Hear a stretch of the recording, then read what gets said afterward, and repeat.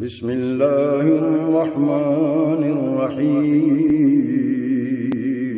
شروع اللہ کے نام سے جو بڑا مہربان نہایت رحم والا ہے۔ لقد أنزلنا إليكم كتابا فيه ذكركم أفلا تعقلون۔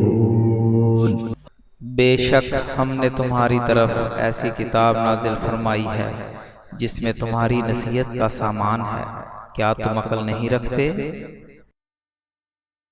الصلاۃ والسلام علیک یا سیدی یا رسول اللہ وعلی آلک و صحابک یا حبیب اللہ۔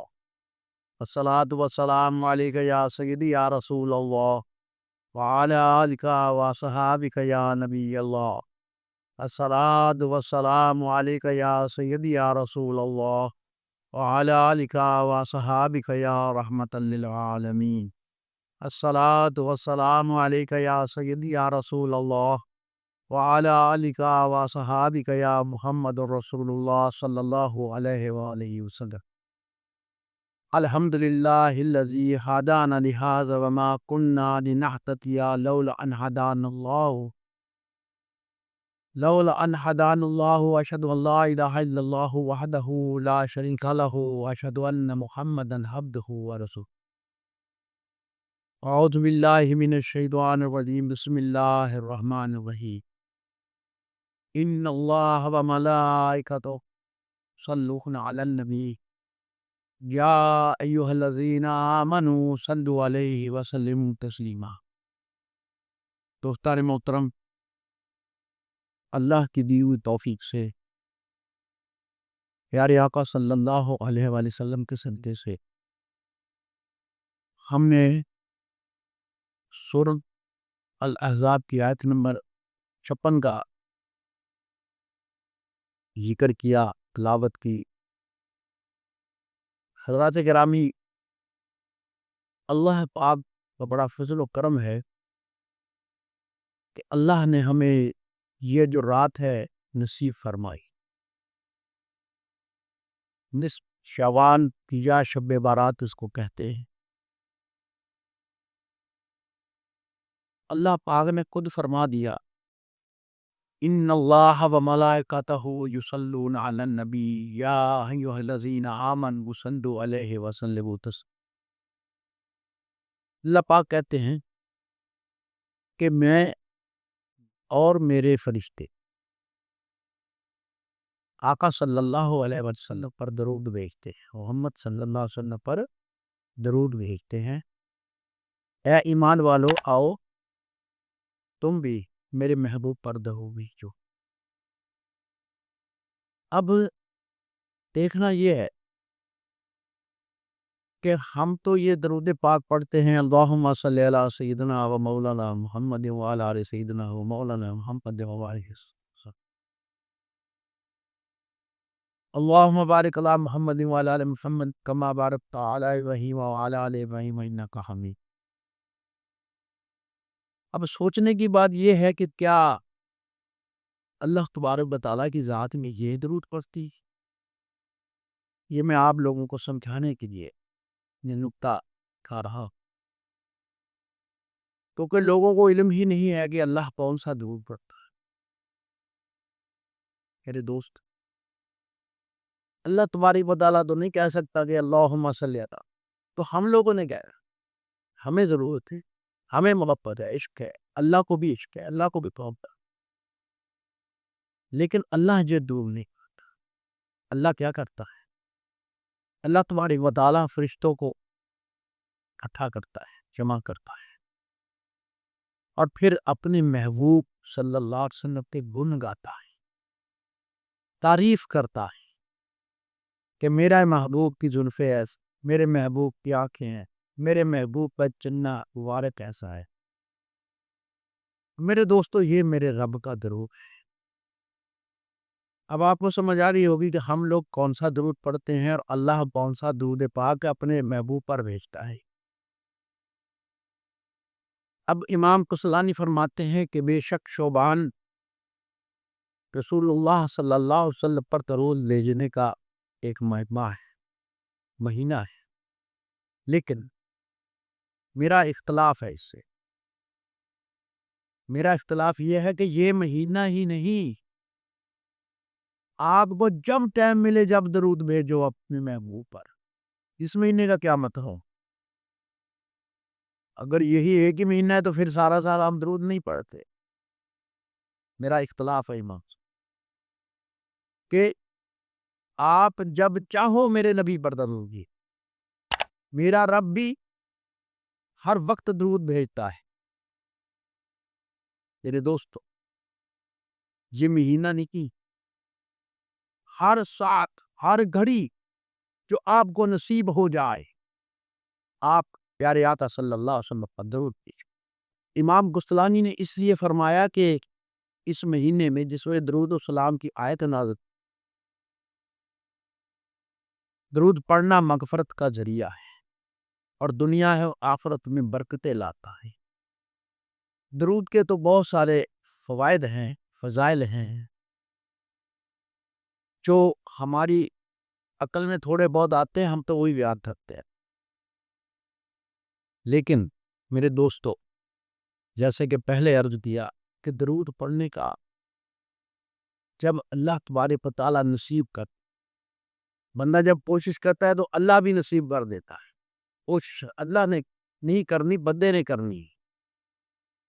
تو جو درود پاک نہیں پڑھتے وہ غافل محروم رہتے ہیں. جیسا کہ حدیث پاک میں میرے آقا صلی اللہ علیہ وسلم نے ارشاد فرمایا، بخیل وہ ہے جس کے سامنے میرا ذکر ہو اور وہ درود نہ بھیجے. میرا ذکر اس بندے کے سامنے ہو اور وہ میرے پر درود نہ بھیجے، وہ بخیل ہے. میرے آقا صلی اللہ علیہ وسلم نے مزید ارشاد فرمایا، شہر رمضان شہر اللہ و شہر شعبان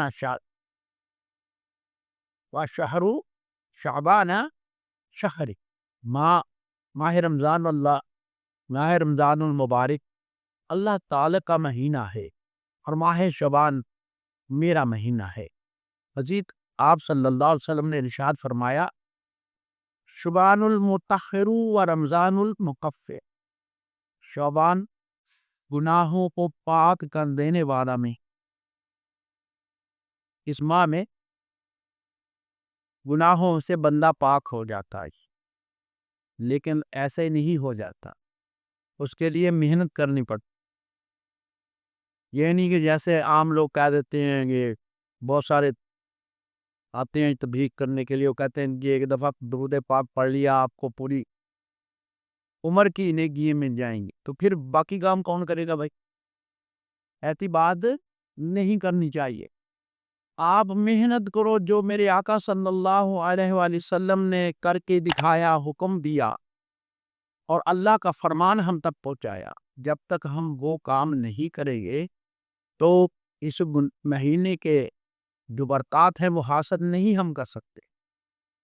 جو اس ماہ مبارک کی برکات ہیں وہ ہمیں نصیب نہیں ہوگی، چاہے وہ رمضان المبارک ہو، چاہے وہ شعبان المبارک ہو، چاہے رجب کا ماہ ہو. میرے دوستو، جب تک آپ کے اندر محبوب خدا صلی اللہ علیہ وسلم کا عشق اجاگر نہیں ہوتا، اس وقت تک آپ کو برکات حاصل نہیں ہو سکتا. حضرت ام المومنین حضرت عائشہ صدیقہ رضی اللہ تعالیٰ عنہا سے مروی ہے کہ رسول اللہ صلی اللہ علیہ وسلم کو تمام مہینوں میں سے، تمام ماہ میں سے شعبان المبارک کے نفلی روزے رکھنے زیادہ محبوب. آپ صلی اللہ علیہ وسلم شعبان کے روزوں کو رمضان المبارک کے روزوں کے ساتھ ملا دیتے تھے. اس کا مطلب یہ ہے کہ آپ پورے ماہ روزے رکھتے. اس مہینے کی ایک فضیلت یہ بھی ہے کہ اس میں نصف شعبان کی رات بڑی برکت والی رات ہے. اسے مختلف ناموں سے جانا جاتا ہے، مگر عام طور پر اسے شب برات کہا جاتا ہے. اب شب برات کا مطلب ہے بارات، گناہوں سے نجات کی رات. یہ دوسری برات نہیں ہے جیسے یہ آپ چھڑلیے پٹاخے مارتے ہو، یہ گر حرام ہے، گناہ ہے. آپ لوگوں کو حیا نہیں آتی، بچوں کو منع نہیں کرتے. اور جن اللہ تعالیٰ کے محبوب صلی اللہ علیہ وسلم نے فرمایا کہ یہ گناہوں کو پاک کر دیتی ہے شعبان مبارک. تو اس رات اللہ تعالیٰ کہتا ہے کہ یہ میں نجات عطا کرتا ہوں، اور نجات کب ملے گی؟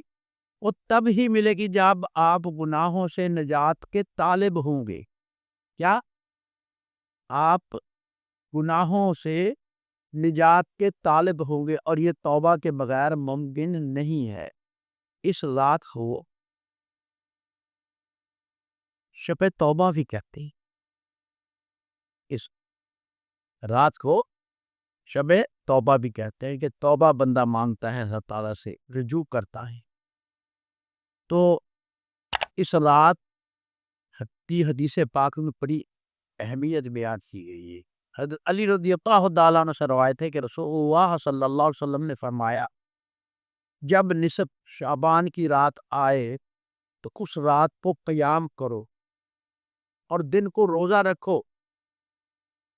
اس رات اللہ تبارک و تعالیٰ سورج کے غروب ہوتے ہی پہلے آسمان پر نزول فرما لیتا ہے۔ اب آپ کہیں گے یار یہ تو پہلے بھی کہتے ہیں کہ اللہ تعالیٰ روز ہی آتا ہے، اس میں کوئی شک نہیں ہے۔ اللہ تبارک و تعالیٰ روز ہی جب رات ہو جائے تو آسمان دنیا پر آ جاتا ہے۔ نصف شعبان کی رات جب آئے تو رات کو قیام کرو اور دن کو روزہ رکھو۔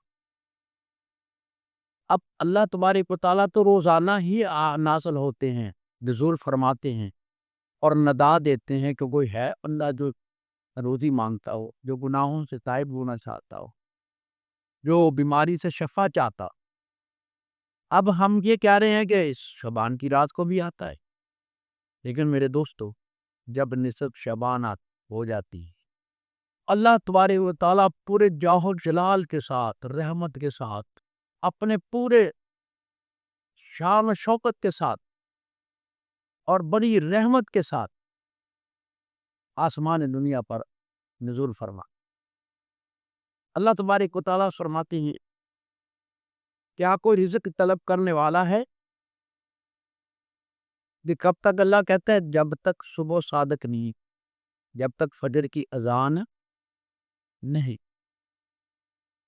اور پھر اللہ تبارک تعالیٰ فرماتے ہیں کہ کیا مجھ سے کوئی بخشش مانگنے والا ہے، میں اسے معاف کر۔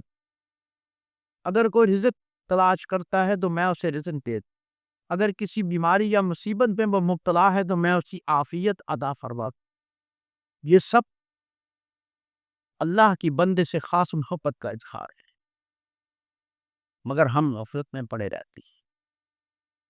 یار تھوڑی دیر بیٹھ کے سوچو تو صحیح کہ اللہ تبارک و تعالیٰ کتنی محبت کرنے والا رب ہے، آپ اندازہ نہیں لگا سکتے۔ اگر ایک ماں کی محبت آپ دیکھیں تو آپ اش اش کر اٹھیں، اور اللہ کہتا ہے میں 70 ماؤں جتنا اپنے بندے سے پیار کرتا۔ اللہ تعالیٰ کی محبت تو بہت بڑی ہے، بے پناہ ہے۔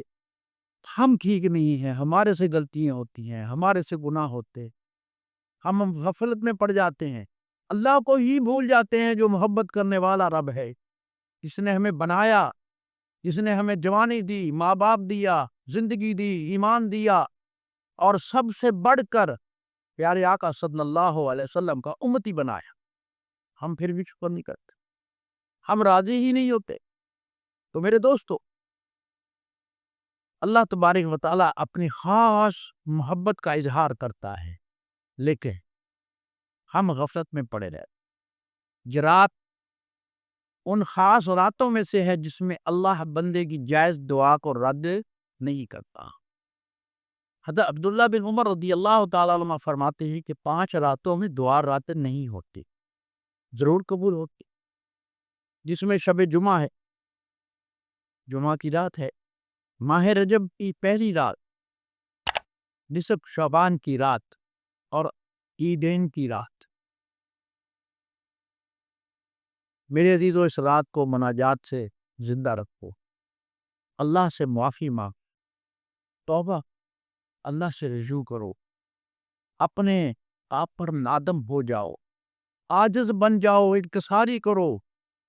مولا ہم تیرے گناہ گار بندے ہیں، ہم اس قابل نہیں ہیں کہ تو ہمیں معاف فرما، لیکن ہم تیری رحمت کے طلبگار ہیں، تجھے تیرے حبیب صلی اللہ علیہ وسلم کا واسطہ دے، یا اللہ تو ہمارے گناہوں کو کی طرف مت دیکھ، اپنے محبوب کی وجہ سے ہمیں معاف فرما لے۔ تو مجھے امید ہے کہ اللہ معاف فرمائے گا۔ ام المومنین حضرت عائشہ صدیقہ امہ رضی اللہ تعالیٰ عنہ بیان فرماتی ہیں، ایک رات میں نے رسول اللہ صلی اللہ علیہ وسلم کو اپنی خوابگاہ میں نہ پایا،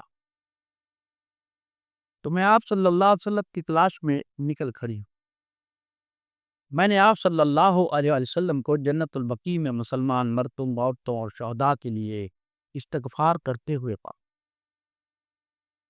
آپ صلی اللہ علیہ وسلم نے فرمایا، آئے عائشہ، کیا تجھے خوف ہے کہ اللہ اور اس کا رسول تیرے ساتھ ناانصافی کرے گا؟ اب یہاں تھوڑا سا سوچنے والا کام ہے تو میاں بیوی کا تعلق، لیکن آپ نے یہ نہیں کہا کہ اللہ کا رسول نہیں، آپ نے کہا اللہ اور اللہ کا رسول تیرے ساتھ ناانصافی کرے گا۔ کیوں؟ کہ جو رسول ہیں، اللہ کے حبیب صلی اللہ علیہ وسلم ہیں، وہ اللہ کے حکم کے بغیر کوئی کام نہیں کرتے، اپنے ہونٹوں کو جنبش بھی نہیں دیتے۔ اسی لیے ہم کہتے ہیں کہ اللہ تعالیٰ نے اپنے حبیب صلی اللہ علیہ وسلم کو بڑی شان بالا بنایا ہے۔ آپ جو بولتے ہیں وہ بھی قرآن ہے، کیونکہ وہ اللہ کا کلام ہے، اللہ کے حکم کے بغیر آپ بولتے ہی نہیں۔ آپ صلی اللہ علیہ وسلم نے فرمایا کہ کیا اللہ کا رسول تیرے ساتھ ناانصافی کرے گے؟ تو آپ اما عائشہ صدیقہ رضی اللہ تعالیٰ عنہا نے عرض کیا، یا رسول اللہ صلی اللہ علیہ وسلم، میرے ماں باپ آپ قربان کو، میں نے سوچا شاید آپ کسی دوسری زوجہ مبارکہ کے ہاں تشریف لے گئے۔ آپ صلی اللہ علیہ وسلم نے فرمایا، اے عائشہ، آج نصف شعبان کی رات ہے، اللہ تعالیٰ اپنی شان کے لائق آسمان دنیا پر نزول فرماتا ہے، اور قبیلہ بنو کلب کی بکریوں کے بالوں کی تعداد سے بھی زیادہ لوگوں کی مغفرت فرماتا ہے۔ جو لوگ نہیں مانتے وہ بدبخت لوگ ہیں۔ اب یہ ثابت بھی ہو گیا کہ اس رات کو، نصف شعبان کی رات، قبرستان میں جانا نبی صلی اللہ علیہ وسلم کی سنت مبارکہ ہے۔ حدیث پاک سے یہ ثابت ہوگی بات۔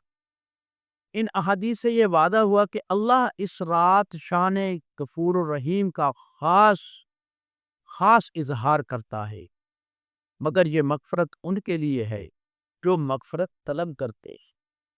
جو قرآن پاک میں اللہ رب العزت نے فرمایا، وَمَن يَعْمَلْ سُوءًا أَوْ يَظْلِمْ نَفْسَهُ ثُمَّ يَسْتَغْفِرِ اللَّهَ يَجْزِ اللَّهَ غَفُورًا رَحِيمًا۔ سورۃ النساء میں ہے، 11 نمبر آیت ہے۔ اللہ پاک فرماتے ہیں کہ جو کوئی برا کام کر لیتا ہے اور اپنی جان پر وہ ظلم کر لیتا ہے، پھر اسے چاہیے سے اللہ سے مغفرت طلب کرے تو اللہ وہ بخشنے والا اور مہربان پائے گا۔ تو میرے دوستو، اس لیے اس رات اللہ کی بارگاہ میں خشوع و خضوع سے حاضر ہونا چاہیے اور توبہ کرو، اللہ سے معافی مانگو، اللہ تعالیٰ سے وعدہ کرو آنے والے وقت کا، آنے والی زندگی کا، کہ اے اللہ، میں کوشش کروں گا، میں وعدہ کرتا ہوں کہ میں برے کام نہیں کروں۔ تو پھر اللہ تبارک و تعالیٰ معاف فرما دیتا۔ رب محمد صلی اللہ علیہ وآلہ وسلم اس رات پکارتا ہے، الا من واستغفر لی فاغفر لکم، کیا کوئی مجھ سے مغفرت طلب کرنے والا نہیں، میں اس کی مغفرت کروں؟ سوالیہ انداز میں اللہ کا فرمانا اس کی اہمیت کو بڑھا دیتا۔ سنن ابن ماجہ میں حدیث پاک ہے کہ رسول اللہ صلی اللہ علیہ وسلم سے پوچھا گیا بہترین دعا کیا ہے، تو آپ صلی اللہ علیہ وسلم نے ارشاد فرمایا، اللہم انک عفو تحب العفو، اللہم انک عفو تحب العفو فاعف عنا یا غفور۔ اے اللہ، بے شک تم معاف فرمانے والا ہے اور معاف کرنے کو پسند کرتا ہے، بس اے بخشنے والے، ہمیں بھی بخشش عطا فرما۔ یار کیا ہی خوبصورت دعا ہے جو میرے محبوب صلی اللہ علیہ وسلم نے ہمیں سکھائی ہے، یہ ہمارے لیے ہے۔ ان کو کوئی ضرورت نہیں تھی، انہوں نے کر کے دکھایا عمل کہ تم بھی ایسا کرو۔ یہ دعا عاجز بندہ ہی مانگ سکتا ہے انکساری سے۔ اس لیے اس رات اپنی انا کو ختم کر دو اور عاجزی و انکساری کا اظہار کرو اللہ کے سامنے۔ نبی مکرم صلی اللہ علیہ وآلہ وسلم نے شب بارات اور رب رحمان ایشان غفور الرحیم کا ذکر کرتے ہوئے فرمایا، نصف شعبان کی رات اللہ تعالیٰ اپنے بندوں کی طرف متوجہ ہو کر تمام اہل ایمان کی مغفرت کر دیتا ہے اور کافروں کو مہلت دے دیتا ہے، البتہ آپس میں ناراضگی رکھنے والے لوگوں کو وہ چھوڑ دیتا ہے جب تک وہ لوگ اس ناراضی کو نہیں چھوڑتے۔ ایسے ہی حضرت ابو موسیٰ اشعری رضی اللہ تعالیٰ عنہ سے روایت میں کہ رسول اللہ صلی اللہ علیہ وآلہ وسلم نے ارشاد فرمایا، بے شک اللہ تعالیٰ جھانکتے ہیں یعنی متوجہ ہوتے ہیں نصف شعبان کی رات میں، بس اپنی تمام مخلوق کی مغفرت فرما دے گی سوائے مشرک اور کینہ رکھنے والے کی۔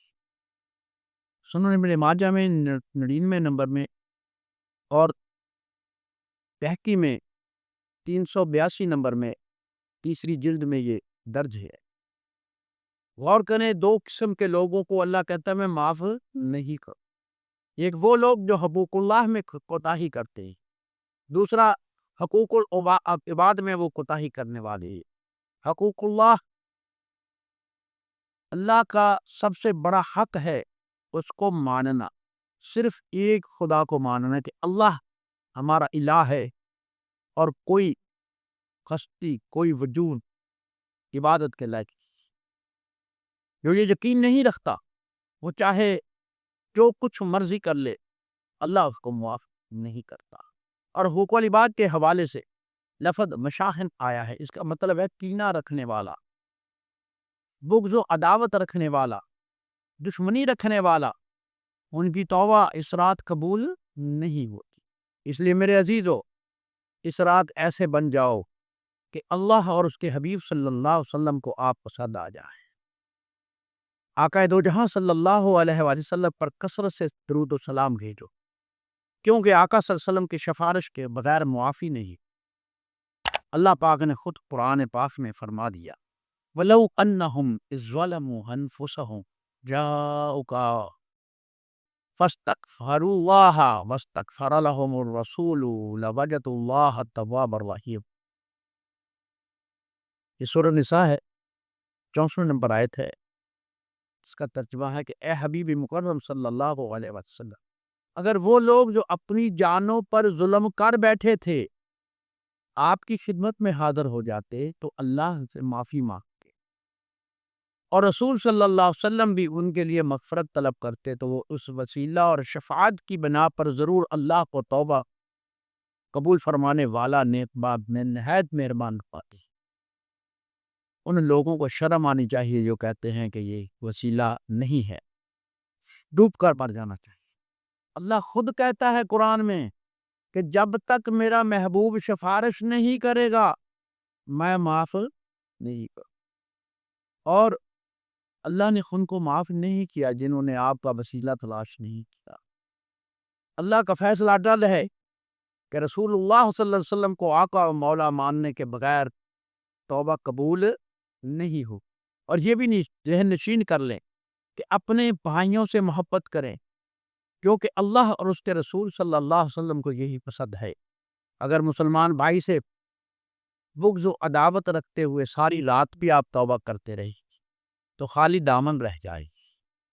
اللہ اپنے حبیب صلی اللہ علیہ وسلم کے صدقے ہمیں اس رات کو عاجز و انکسار بننے والا بنا دی اور توفیق عطا فرما دی، اور اپنی رحمت کا سایہ ہم پر رکھے، اور پیارے آقا صلی اللہ علیہ وسلم کا ہمیں صدقہ عطا فرمائے۔ آمین ثم آمین۔